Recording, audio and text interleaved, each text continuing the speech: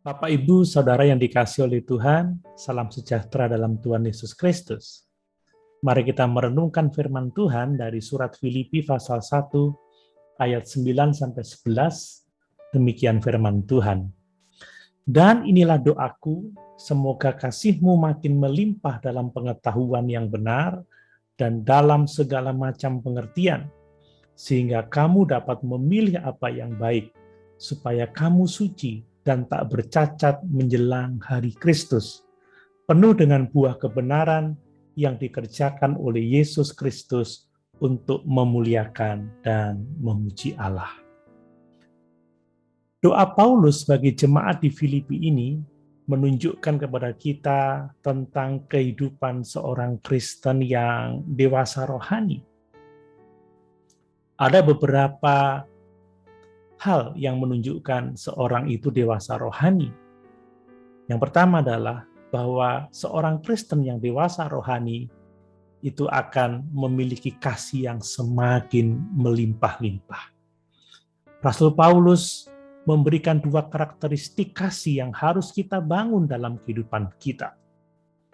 Bahwa kasih harus semakin bertambah, harus semakin melimpah, bukan semakin berkurang. Jangan sampai kasih kita menjadi dingin, tetapi semakin bersungguh-sungguh mengasihi Tuhan dan semakin bersungguh-sungguh mengasihi sesama. Kasih kepada Tuhan itu dinyatakan dengan ketaatan mutlak kepada firman-Nya. Seseorang yang mengasihi Tuhan, dia akan mentaati firman-Nya. Ingat kata Tuhan Yesus Kristus, barang siapa mengasihi aku, dia akan melakukan segala perintahku. Kasih kepada sesama dinyatakan dalam perbuatan kasih. Yakobus menulis di dalam surat Yakobus pasal 2 ayat 15-16. Jika seorang saudara atau saudari tidak mempunyai pakaian dan kekurangan makanan sehari-hari, dan seorang dari antara kamu berkata, "Selamat jalan, kenakanlah kain panas dan makanlah sampai kenyang," tetapi ia tidak memberikan kepadanya apa yang perlu bagi tubuhnya, apakah gunanya itu? Kasih yang benar harus dinyatakan dalam perbuatan kasih. Selanjutnya, kasih itu harus dipimpin oleh pengetahuan dan pengertian. Ketaatan dan perbuatan baik itu harus dituntun oleh firman Allah. Itu sebabnya kita harus komitmen pada firman Allah. Ingat kata firman Tuhan, berbahagia orang yang kesukaannya firman Tuhan, yang merenungkan firman itu siang dan malam. Dia akan seperti pohon yang ditanam di tepi aliran air, yang merambatkan akar-akarnya ke tepi batang air, sehingga dia akan berbuah lebat, dan apa saja yang diperbuatnya diberkati oleh Tuhan. Mari dalam mengasihi, kita memberikan apa yang benar sesuai dengan kehendak Allah.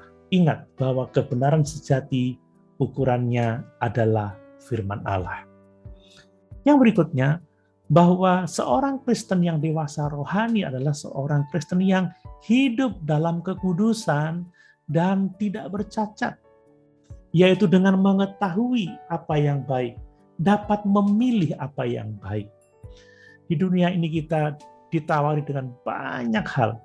Kita harus dapat memilih yang baik. Perhatikan, Maria memilih yang baik daripada apa yang Marta pilih.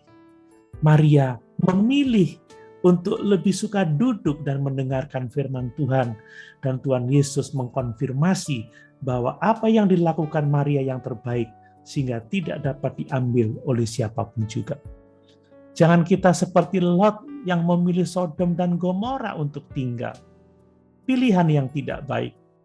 Di mana akhirnya saat Sodom dan Gomora dibinasakan, dan sekalipun diselamatkan, Lot kehilangan istri, dan anak-anaknya berbuat dosa dengan meniduri ayah mereka.